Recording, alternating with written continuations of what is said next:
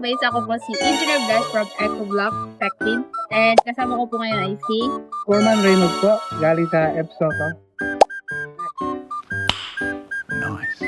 Sir. Meron lang po kaming konting katanungan. Kamusta po? Madali lang po ba ikabit yung EcoBlock ay AC block? Opo, madali lang pong ilagay. Saka, ano po? Ano ba?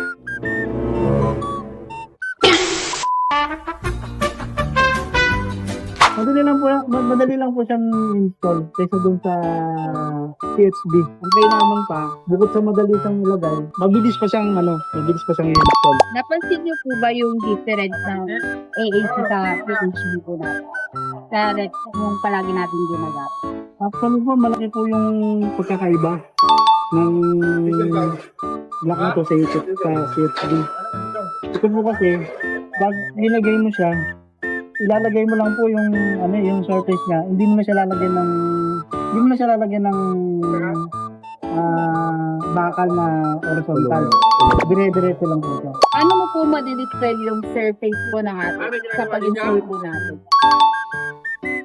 Kung po yung surface nito, hindi mo na po kailangan paltadaan eh.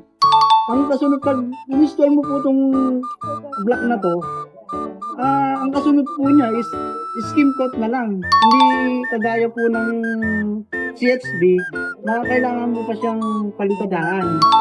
Yun po ang malaking diferensya niya. Kung ikaw po yung tatanungin, gagamitin mo ba ulit si AAC block sa iba pang mga project po? Oo, talagang gagamitin siya. Siguro malamang, i-recommenda pa sa iba. Sa mga katupid pa, mas mapapabilis pa pagka ganito ang block ang ginamit natin. Talagang, siguro ito na yung bagong generasyon ng, construction. Ito na yung bagong generasyon na, hindi na CFD. Siguro, maano na yung CFD dito. Matatalo na si CFD dito. Palagay ko. Thank you po, sir. Okay.